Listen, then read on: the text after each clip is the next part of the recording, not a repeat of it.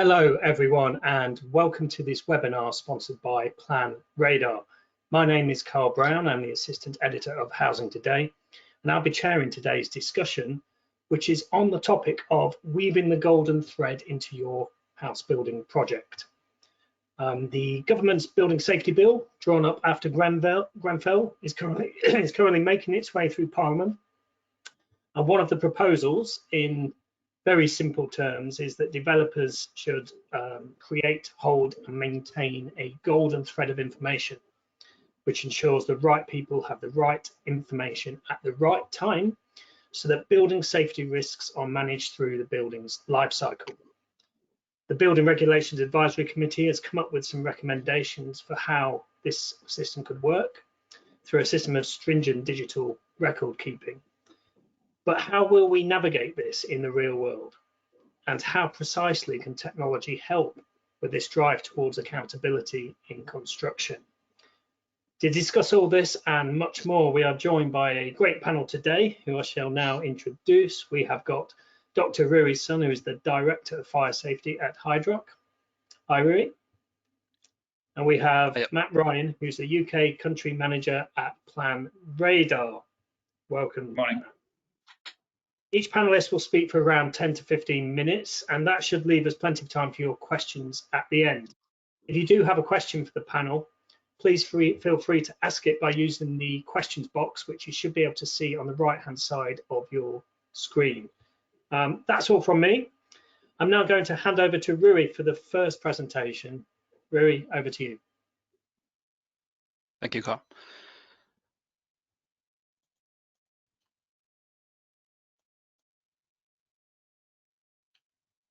Okay. Can you see my screen, Carl or Ruth? Yeah. Yes, I can see. Okay.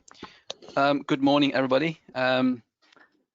It's my pleasure to attend this webinar. Obviously, the topic is about the golden thread of information, as Carl just introduced. So in the next 10 to 15 minutes, I'm going to go through a few points, starting from a brief introduction of the draft building safety bill and talking about, I'll be talking about the golden thread information. What is that, and what's the implication of that requirement? And then we'll wrap up with the benefit and challenges that we may be facing in the future or even currently for the golden thread information collection. So I'll start from some of my personal experience. I'm a practical fire engineer. At this moment in time, we are regularly attending existing building sites or building stocks to inspect the condition of the building, not to mention that the very demanding cladding or external wall assessment exercise we're doing at the moment in time. The inspection mainly to aim to identify or assess the level of fire safety within the building. In numerous cases, it is not surprising that we'll find some defects in the building work or installation. For example, we may have missing cavity barriers, or the cavity barriers is not fixed properly. So it's become very difficult when we're trying to find out any track record of these installations or who installed them and what is the production details, because sometimes we don't even know that the whether the products that are being used in the cavity is suitable for the place that they are in. And then who installed them, and what's the installation process, and why was it not installed properly? And sometimes when we work around the building, we may find that there might be a smoke shaft missed in the cavity in the corridor. You may then need to find out what is the fire strategy of the building, how the building was constructed initially, and any changes to the building during the life cycle. Or anyone actually know how the building should be working in the event of fire, and who is responsible for the design approval by then. And another example is that you may find the service penetration or compartmentation walls are not properly installed or constructed. Again, it will be very difficult to find out who did it and when, and then are they competent for the work they are doing?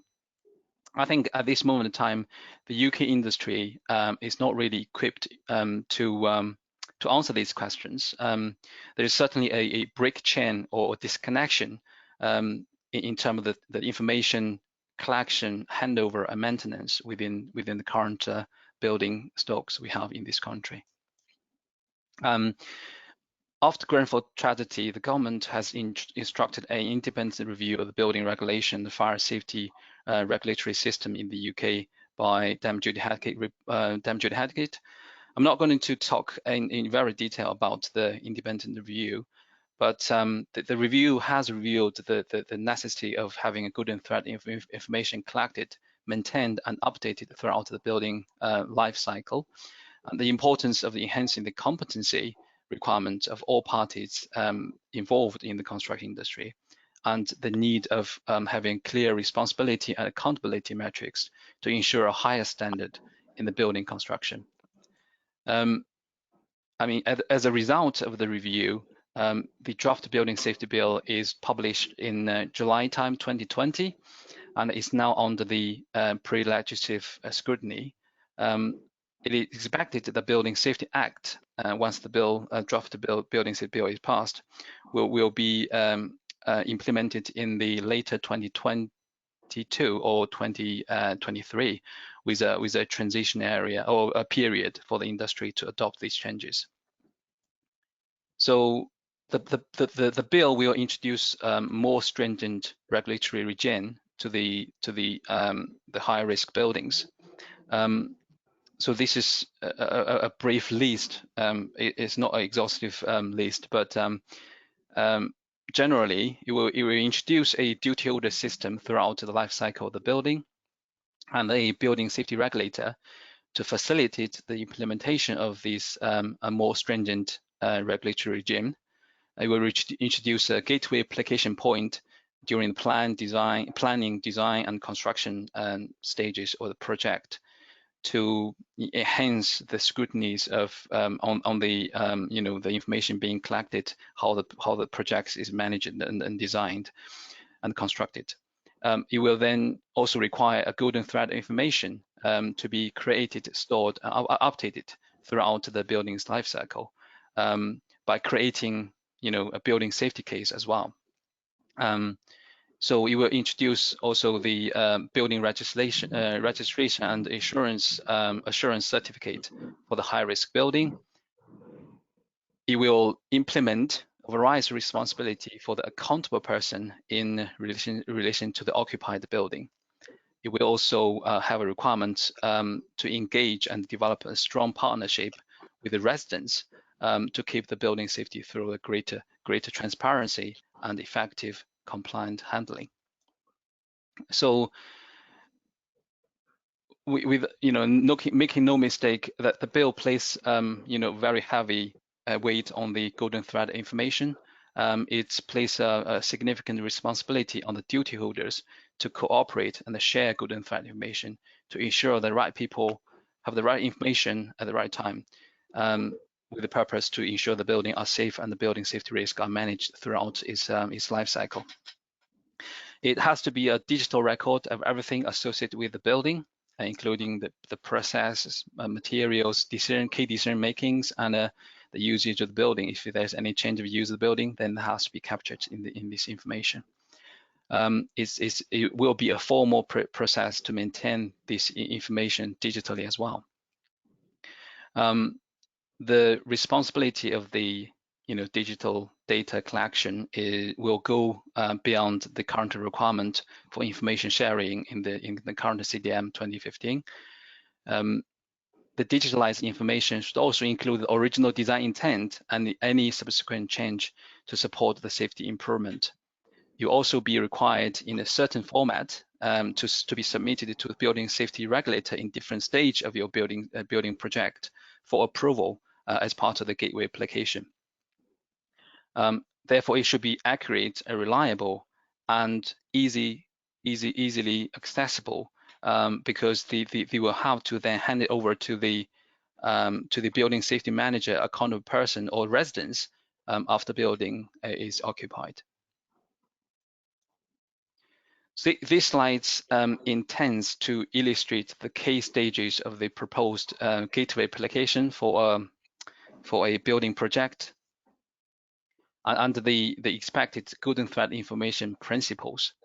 At the early stage of the design, the golden thread information platform should be determined, and the data collection strategy should be agreed, with the responsibility being clarified so that the sufficient information is collected by the right people at the right time. And in the construction stage, the data collection will be slightly more complicated due to the duration of the construction program, the requirement on recording how the building is constructed in detail, and the complex responsibility metrics possibly in the supply chain. For example, what's the responsibility of the principal contractor and the subcontractor they are hiring in terms of the data collection. And I think it is happening now, but I think it will be expected that in the future as well, that data collection will be backed up or even carried out by the construction work monitoring exercise or audit exercise to ensure that the building work is not only recorded but also audited and validated.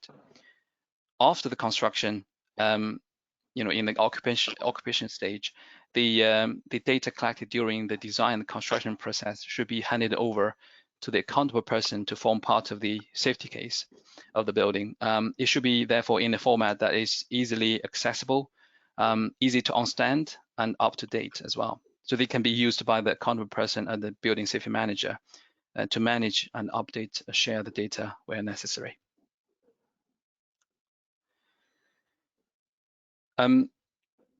Should the golden thread information is implemented properly, there will be enormous benefit for the building safety, resident safety, responsible accountable person, and the entire industry. First of all, I think that safety standard across industry will be raised with this fundamental industry reform. The golden thread information document promotes transparency by allowing different parties to assess details on how the building was designed, built, and is currently being operated at any point of time during its life cycle. Through this information, the residents or accountable person or any party or building safety regulator will be able to assess the data and identify and hold the right party's responsibility in case of a mischief. It will also standardize or regulate the way that the industry stores and passed on or hand over the essential informations, and it will change the way the project is managed in the future.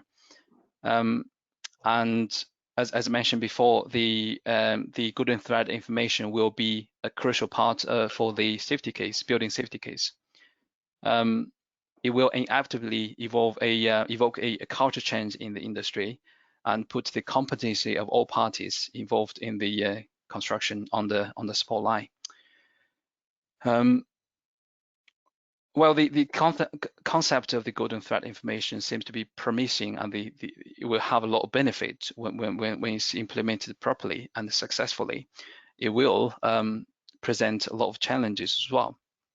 I think currently there's a lack of a unified standard for the data collection.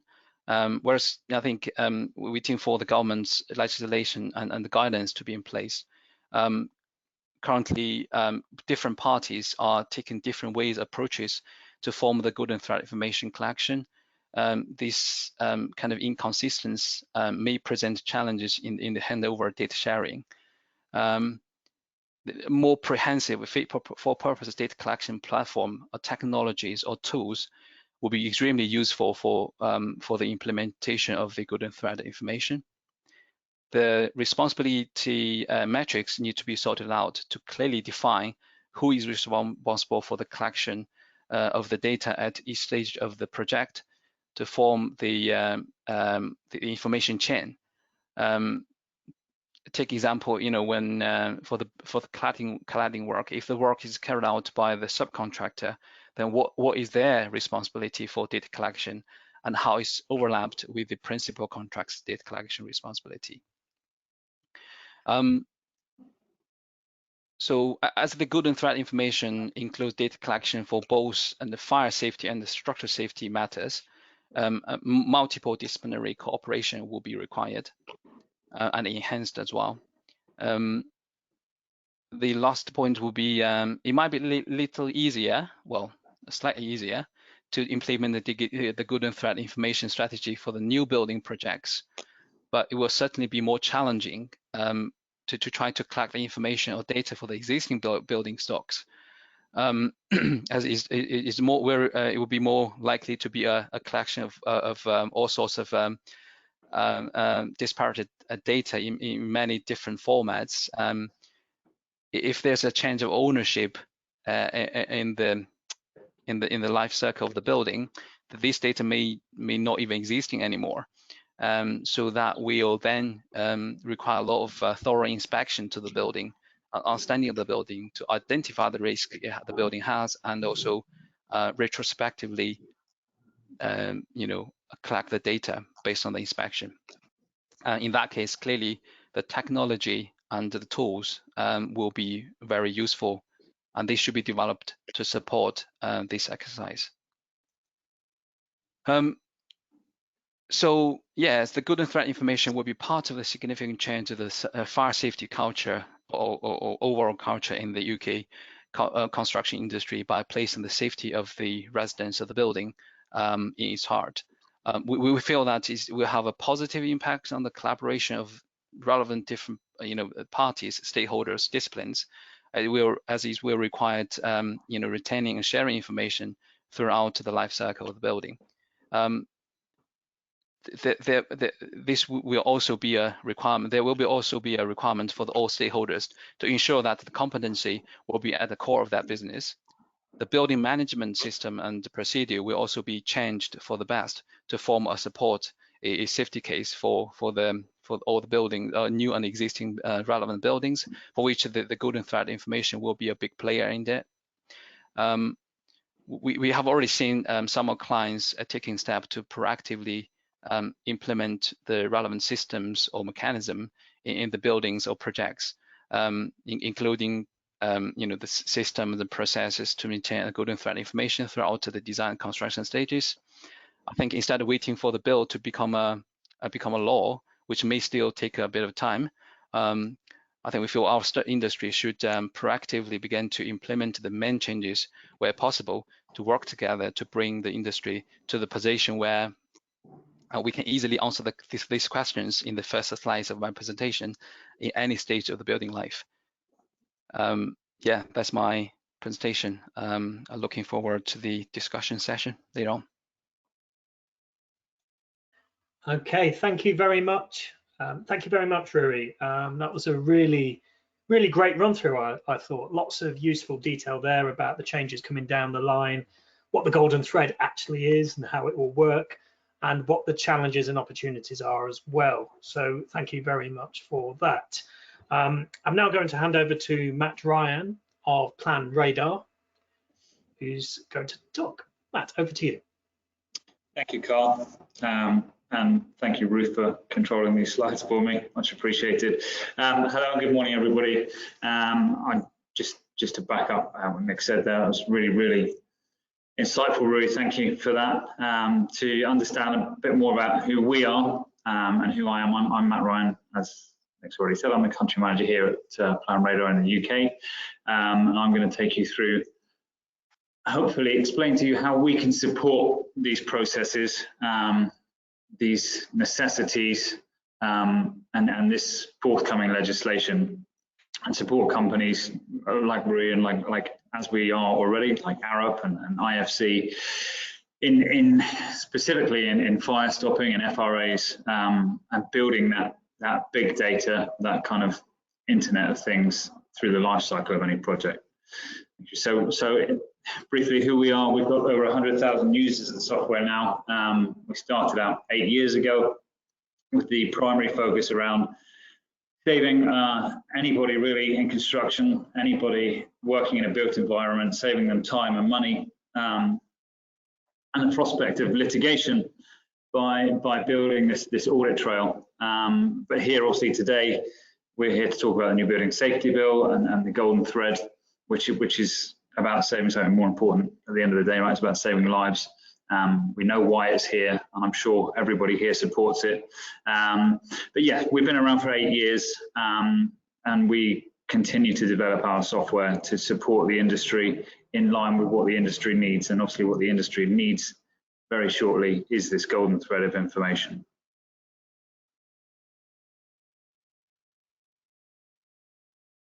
Sorry, next slide, please, Ruth. Thank you.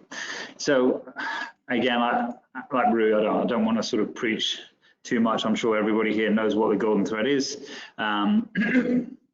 I think, as I said before, we all agree that it is a necessary process. We understand why it's important. At the end of the day, it's a new kind of stringent and digital record keeping for construction projects and the built environment.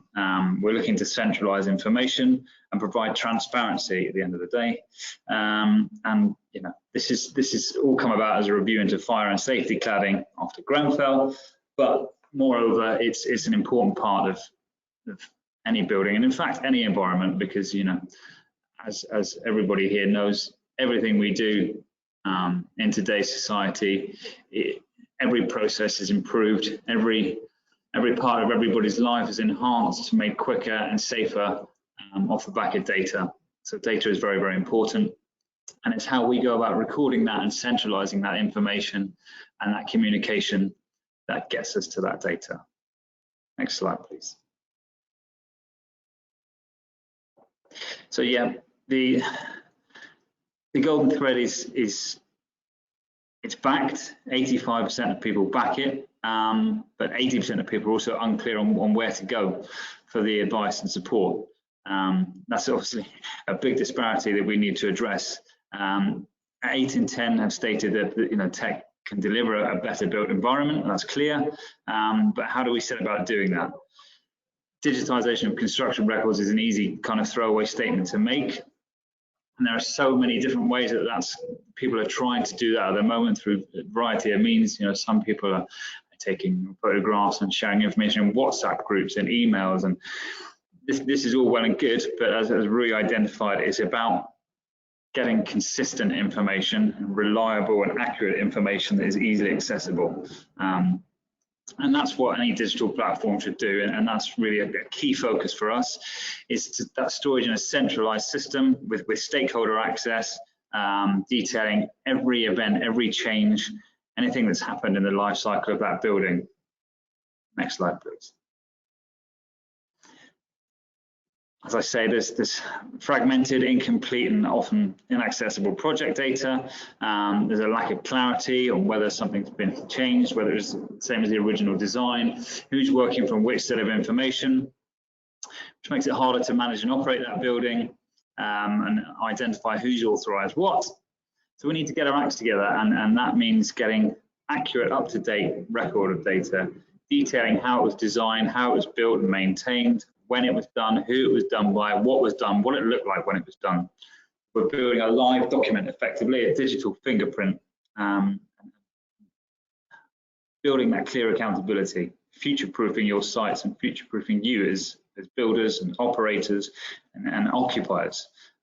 It's more than just digital twin. It's a record of the building from design, from conception, even to demolition, throughout the whole process. Next slide, please. Thank you. So yeah, the golden thread, you know, it cannot be ignored. It should not be ignored, nor the New Building Safety Bill. The influence of these guidelines will have serious and long-term ramifications for the industry, and for the right reasons. You know, you want to future-proof yourself commercially, but you also don't want to be responsible for something terrible that happens in the future. And you want to be able to identify and monitor and report on everything that's happened along the way. So it's about the right people inputting the right information at the right time and every time in the building. So all project members are kept up to date with all safety evidence from a site, including communication, decisions made, HSE reports, FRAs, EWS1 forms, fire safety stopping reports, defect, every single element of the build and the safety goes into that build needs to be recorded and centralized and made easy to do. Next slide, please. So how can it reduce construction risk? Understanding the designer's original intentions is key, of course. That transparency, improving safety, reducing a chance of disaster, legal protection, accountability and cost savings. Anything that's happened in design, a 2D design, a 3D design, your BIM models should be identified. When was it changed? Everybody should have the latest information, but the previous information needs to be recorded as well.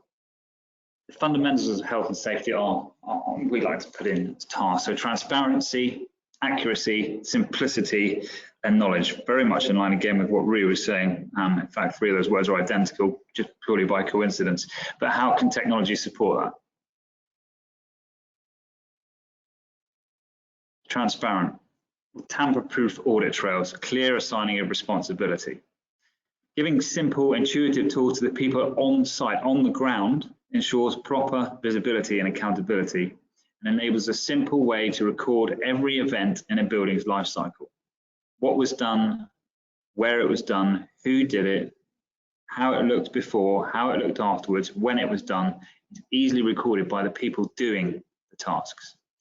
So to get that accurate data with photos and videos collected on site, assigned to a particular part of the building, from mobile apps that take less than 10 minutes to get to grips with, builds that knowledge and that power to instantly access and analyze the facts, spot trends, identify issues. You can see in some of these images, building that audit trail. Anytime something is changed, anytime something is done, anytime something is read, anytime something has not been read, it's flagged and it's recorded forever. Next slide, please. So yeah, no margin for error and no room for dispute.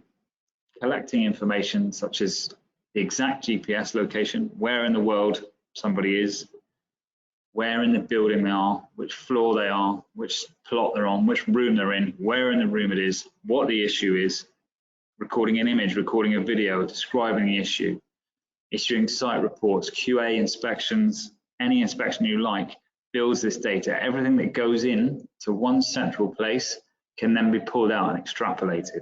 You can look at your audit trails, you can build statistical analysis, you can generate these kind of high-tech fire stopping reports to be shared internally, externally for compliance, really, really simply. Anytime something occurs in the life cycle of an environment, an entry in that time-stamped audit trail is written. The golden thread of communication is added to, and what's more, that information is stored securely in perpetuity and can be analyzed, extrapolated, and reported in seconds. Next slide, please. So finally, what we're trying to do is safeguard the future of construction. Businesses can future-proof themselves simply without the need for additional personnel, hardware, or resource on the ground. Everything that ever happens in the life cycle of a building can be recorded and analyzed and reported upon. And as I said, stored in perpetuity.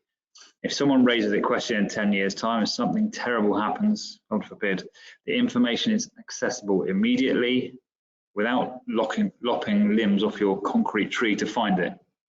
You know, I like to describe our platform Plan Radar as the black box for the built environment.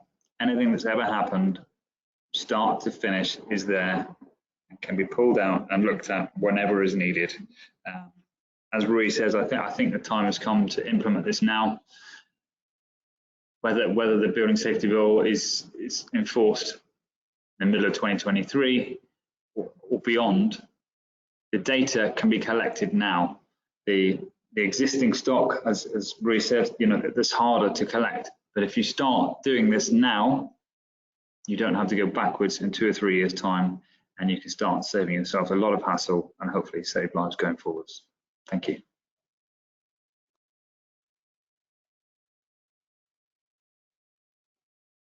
Thank you, Matt. That was really good there, getting into the ways the golden thread may work in practice and its benefits for reducing risk, with the aim no less of safeguarding the future of construction now. A nice phrase that. We now have time for some questions. We've got half an hour, so we've got plenty of time. I see some questions have come through already, but I think I might start with one of mine questions. This might be a bit vague, but I was wondering about the types of things that should be included in the golden thread data collection information, or maybe more interestingly, what shouldn't be included. I just wondered who wants to take that. Rui, do you want to take that? Is it just talk about types of information that perhaps doesn't need to be in this golden thread? Yeah, I think it's probably slightly easier to think about what should include. I mean, there's so many informations out there, and it's, yeah. I mean, I think the well, at the end of the day, it should ultimately be determined by the relevant legislation and guidance. But I think the informations that is collected in the golden thread of information for the safety case purpose is everything that is related to the fire safety or the structural safety of the building. But based on the current understanding of in the industry, I think taking the fire safety perspective as example, I think it should be all the informations that support the building's fire safety during the design, construction, and occupation stages. For example, the process of the development of fire strategy at the beginning with the projects at very early stage, with any critical decision-making process recorded. The material has been specified for the building, equipment specification, for example, your smoke control system, your life safety critical system like firefighting shaft, firefighting lifts, how they should be designed, how they were designed and how they were constructed, how they should be working and maintained throughout the life cycle of the building. And there should be also a detailed track record of the installations and the constructions of the fire safety critical element. And as I mentioned just now, like the maintenance information for these elements as well. Moving to the post-occupation stage, the regular fire risk assessment, as Matt just mentioned, should be included as well. And more importantly, I think all this information that is collected for the golden thread information purpose should also have the responsible party recorded as well for each piece of this information, so that it can kind of be more transparent, and when there's anything went wrong or any mistake, then you can clearly see, okay, this is history of installation or design, and that is a party that is responsible for that. So that is, I think, to ultimately achieve the target for the golden thread information, I think this piece of information is also important as well. Yeah. But if I can just answer that question, sorry, Carl, if I can just answer that as well. I personally don't think there's any wrong information. I don't think you can have too much information at the end of the day.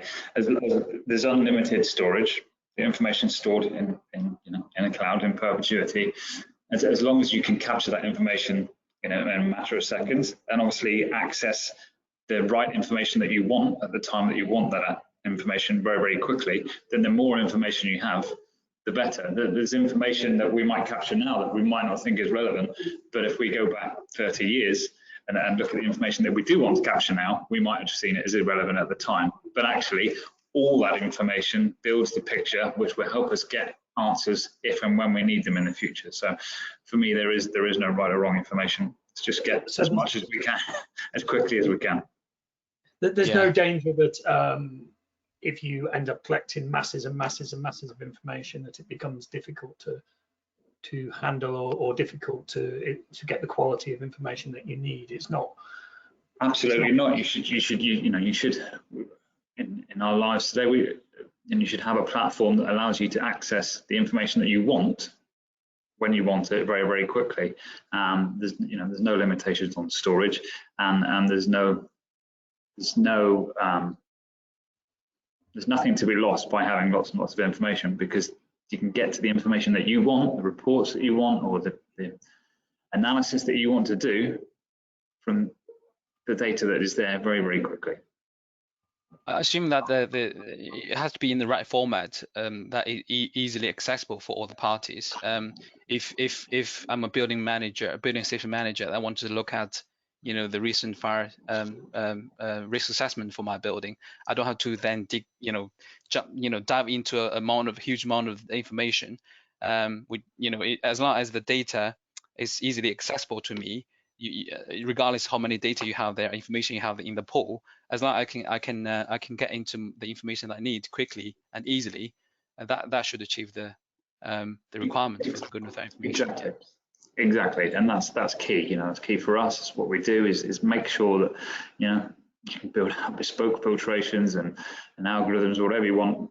You know, it would kind of click and drop functionality to make sure that the people who are reviewing the information can get the information they need really, really quickly, and, you know, sort it out from the noise. But some of that information might not be relevant to what you're looking for at the time, and it might not be relevant to us in the next 5 years, but in 20 years' time, it could be really relevant to an investigation or understanding how buildings behave. So for me, get all the information in there and just make sure you can get access to what you want as quickly as possible afterwards. Okay, and I was wondering how you, we talked a bit about accessibility from other parties to this data, but there's also a thing about how do you ensure you get the quality of data and information you need from your supply chain, for instance, and in the format that you need. How do you get all your partners on board to make it work? Rui, do you want to talk about that? Oh yeah, I think that's a very possibly one of the biggest challenge at the moment for that. That's before the well, I mean, I believe after we got this legislation guidance in place, it will become a responsibility for every party. But for now, at this moment in time, I think is firstly, we'll have the contractual terms to, as a client, they need to define the responsibility for the different parties that they hire in the project, making sure there's a clear responsibility in the contract for them to collect the information. Although how to define how sufficient is sufficient is another question. There will be, at this moment in time, without the clear guidance from the government, I think the industry needs to think about that and work it together to make sure that the information we're collecting are sufficient enough. The other challenge would be in terms of, when the client hire the principal contract, for example, then how do they make sure that there's a clearly defined responsible metrics between the principal contract they have and the subcontract they're using as well. So who is responsible to collect what data? So I think that will give a lot of thing to think on the client side as well. For the platform that is available at the moment in time, as I mentioned in the presentation, I think there's an inconsistency in the market at the moment. Since the golden thread information concept was proposed, we have some clients make the initiative to start to implement this system, which is a good thing. Not only the major contracts, subcontract, and then some of the social housing association as well. But because when different party will choose different platforms to collect the data in the way that they think is appropriate, then that causes multiple challenges. Like for as a part of a design team, we then have to deal with different platforms because they now want to. I think this is the direction moving forward as well. They want to get all the inquiry or response from the different parties about the inquiry into their system instead of using the traditional email system, like send the inquiry out to the parties and they get response from the email. But now they want to put all the inquiry into the system, and then so that as a designer consultant, you respond to the inquiry in their system as well. But that causes a lot of problem, because if the different parties are using different platform, then as a design team, we have to respond to the inquiries in different platforms, and that will cause some duplex efforts. And because I think at the moment in time, I don't think the systems are, or different platforms are talking to each other as well. So when in the handover stage, how do we make sure that these data are merging together so we can hand a single set of data to the accountable person, who occupies or manages the building. Moving forward, then they have to update the data in the platform as part of the golden thread information. So I think there's a lot of things to do in the industry to come up with a solution. I think, yeah, it's partially about defining a clear responsibility metrics. In the meantime, the technology need also to be improved so that at least, I know that inevitably there will be a lot of products in the market, in the platform in the market, but I think at least they need to talk to each other. So there's some data sharing mechanism in place, so that even different parties use different platforms. But when we at the point where we have to submit a single set of data to either for the application regulation building regulator or gateway application purpose, or for the post-occupation handover purpose, they can be merged into one set of data, and they can pass it on in a format that's easily accessible for everybody. Yeah. Okay, Matt, do you have anything to add on this? Yeah, absolutely. Absolutely. I mean, Ruth's quite right. It is very, very important that there is some uniformity and simple accessibility for everybody. I mean, we meet that challenge in a variety of ways at PlanRadar. We have an open API, for example, so we can push and pull and communicate with other platforms where necessary. The platforms are also available across all devices.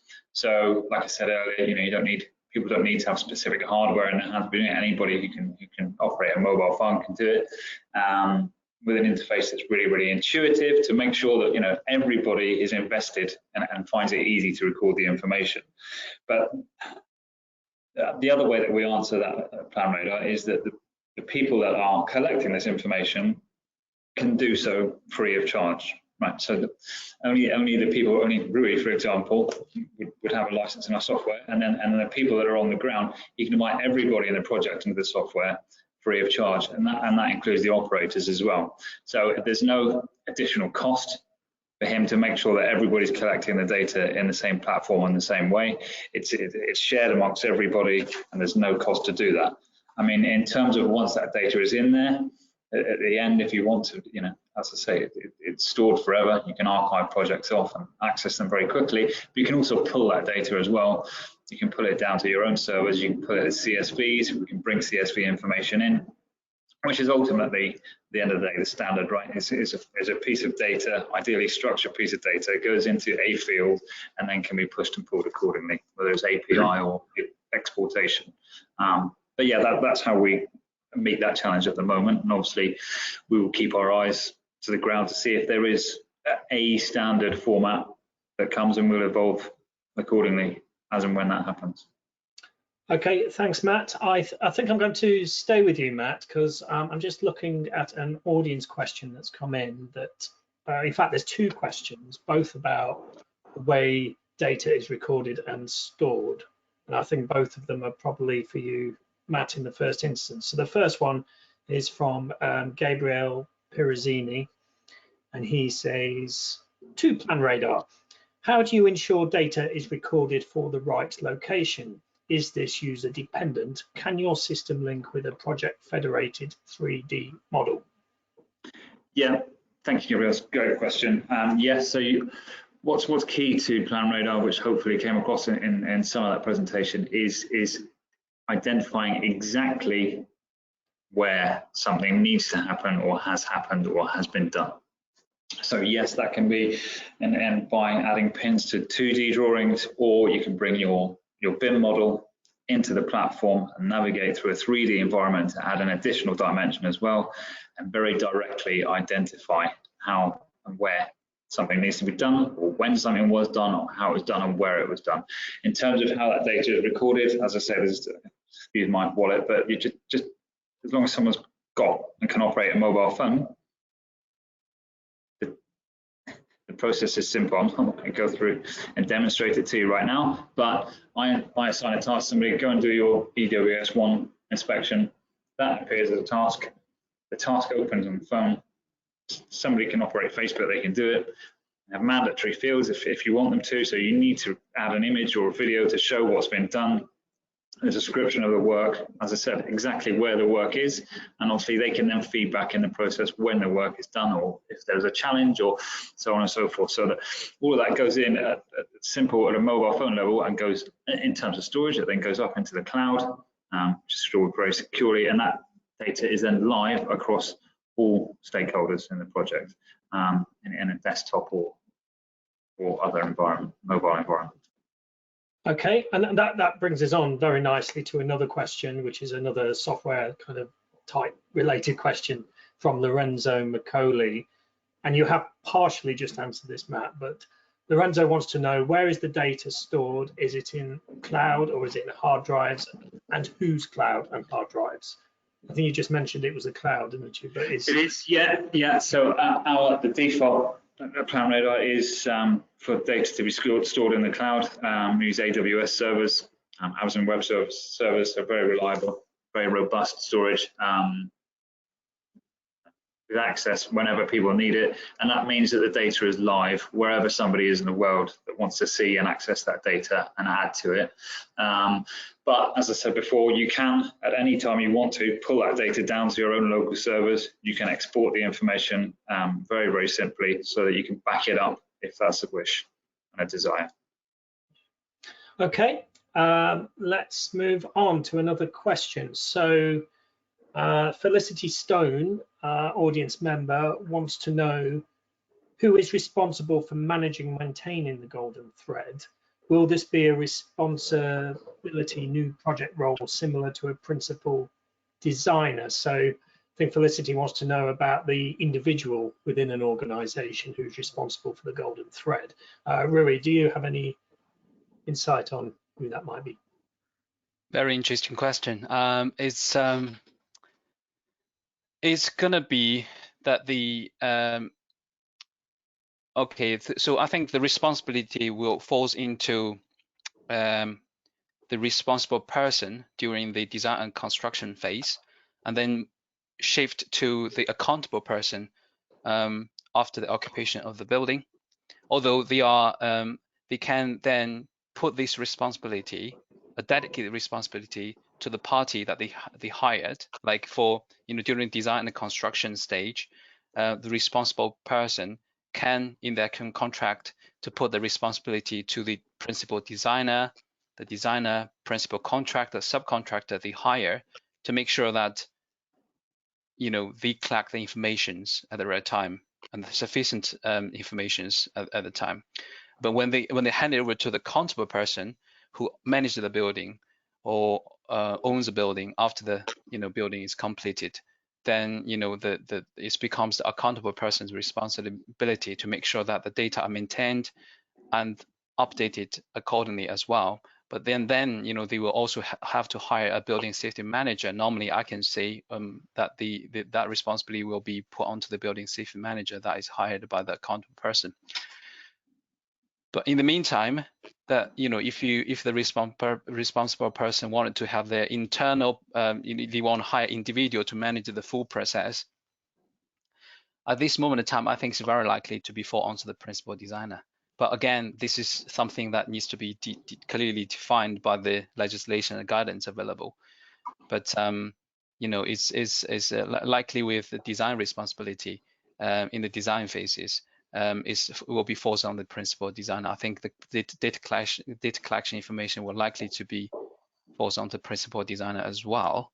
But the other party hired by the responsible person is ultimately still the responsibility for the responsible person, that include the client, the principal designer, that having that data in place as well. But again, they can hire the right person that is competent enough to do the work for them.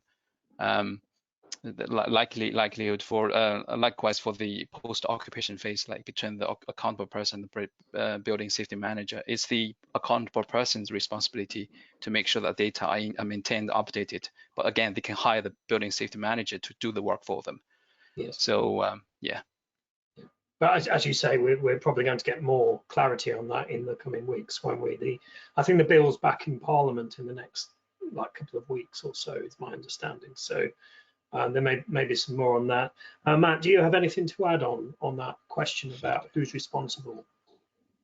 Not really, Carl. You know, as we've said, I think that we'll hopefully get more clarity on that going forwards. And it's certainly not for me or for us to dictate who we think is responsible. We're just here to support whoever is responsible. And you know, our platform allows you to change the manager of a task and the assignee of a task very, very simply.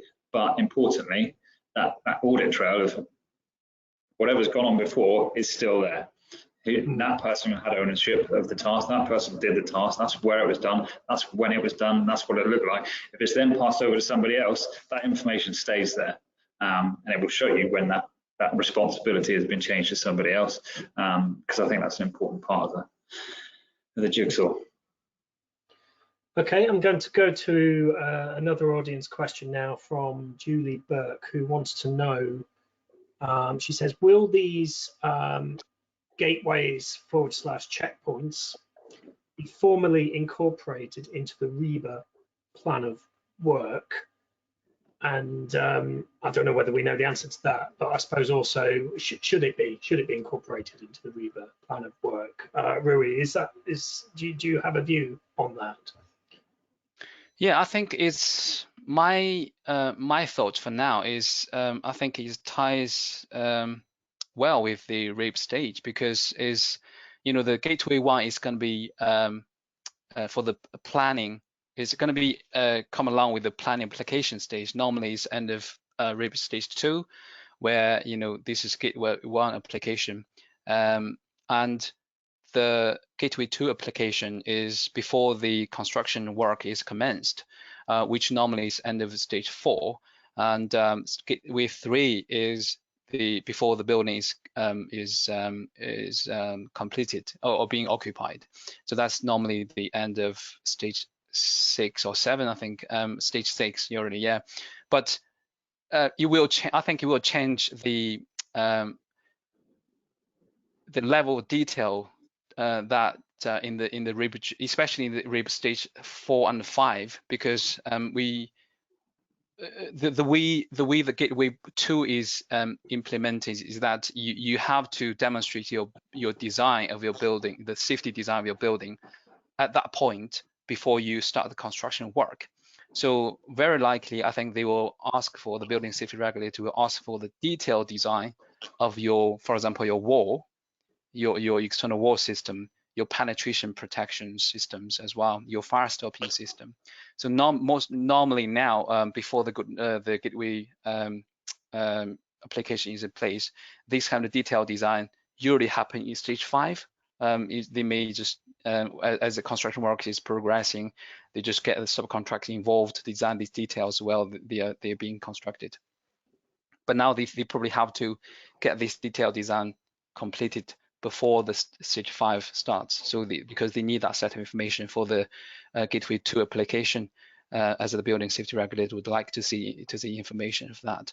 Any design change in gateway 5, in RIB stage 5, will possibly evoke a reapplication for the gateway 2 approval, which will inevitably delay the program. So I think it will tie into the RIB stage design, but the content, the level of detail of each RIB stage design will probably going to be changing due to this gateway application implementation, I think.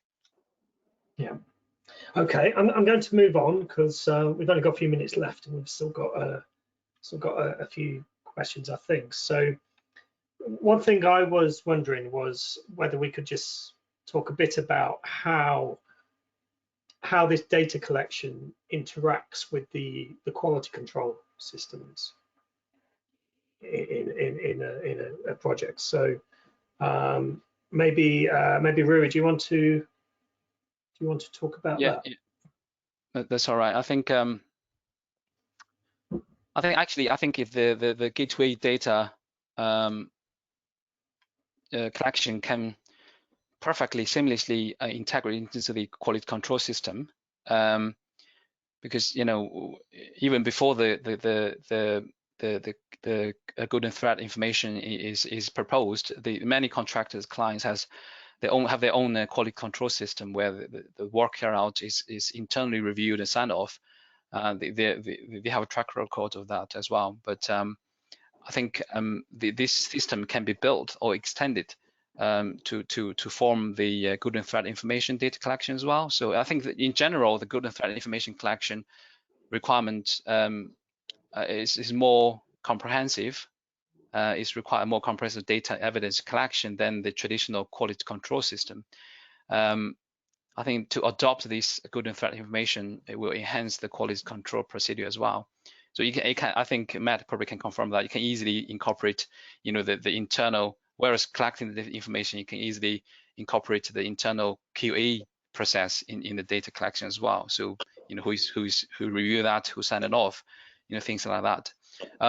Where the quality assurance is provided by a third party, because that sometimes happens while the client hire, a third party like us, the fire engineer, to be on site doing the fire safety audits access, but carry on to regular site inspection or to ensure the construction work is in line with the fire strategy we developed under the installation of the fire safety critical element of satisfactory standard or following the manufacturer instruction.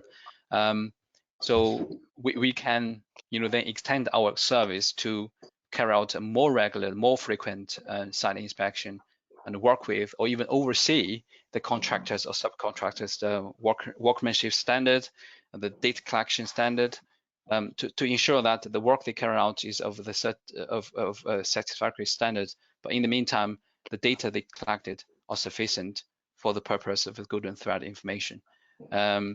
And thirdly, that the work they're doing are also audited or validated. I think it will be extended version of the QA process, but it will have much more information collected, evidenced, and stored and shared than the traditional quality control system in place, I think. Matt, is there anything to add on that? Yeah, I mean, I'll just say that we support QA, QS dedicated processes within our platform for that kind of survey and inspection. But ultimately, the golden thread and what our software does and what other platforms do as well is obviously collect all this information along the way before you get to that stage. So actually, half of that work is already been done and is being done, and really enables that process and speeds it up and makes it more comprehensive. As Rui says, we've got, I mentioned, people use our platform for fire stopping. They go through the building throughout the life cycle, they do what needs to be done, and then actually when they come to pull their fire stopping report, they can tap their tablet or their phone, put out a really nice bespoke 90-page fire stopping survey in under a minute, because the data's already there. It's been built while the building's been put together. So a lot of the information that you need is already there. So it just plugged into it very, very, very simply for me. That's great. I'm aware we've only got a couple of minutes left. I just wondered whether, very briefly, each of you could give us a final couple of thoughts about the golden thread and what it really means for construction. Rui, do you want to go first on that? Very brief final thoughts. Yeah, I think it's a very good initiative for the industry. If they are implemented properly and successfully, it will change the industry, change the way that people works, and without any doubt, it will improve the level of safety across the construction industry. But we do have some challenges we need to face and tackle. Obviously we need to wait for the secondary legislation with the guidance to give us a more clearer direction.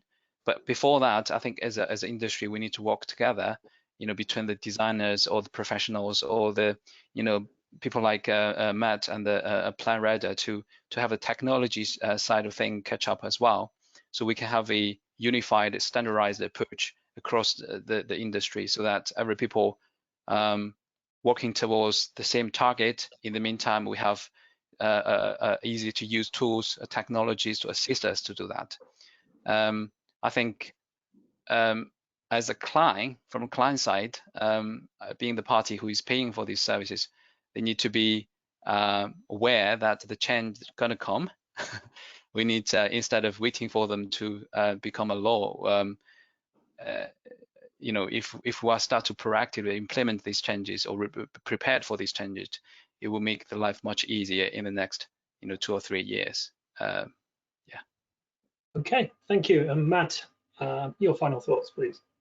Yeah, just very, very quickly, again, I agree with Rui. The tools have to be simple because they need to be adopted easily, right? That's a big focus for us. It doesn't matter how good the data is and what you can do with it in an office. The people on the ground, a labourer or whoever it is on the site, needs to be able to feel comfortable with it and find it easy to use and quick to use. To enable us to achieve what we're trying to achieve, which is, as I said before, we need to start now to safeguard the future of construction now, safeguard people's lives, and make sure that we have the tools to enable that to be done. And as I said to you, Carl, I don't think you can have too much information. As long as you can get the information you want afterwards quickly, then you can't have too much. So let's get as much information as we can. Okay, well, that's all we've got time for, unfortunately. It's been a really interesting chat on a hugely important topic that the construction sector will have to give some serious thought to if it isn't already. Thank you, Rui, and thank you, Matt. If you want to re-watch this session, you can watch it on demand. But for now, that's all from us. Thank you. Bye. Thank you, Carl. Thank you. Thank you. Bye.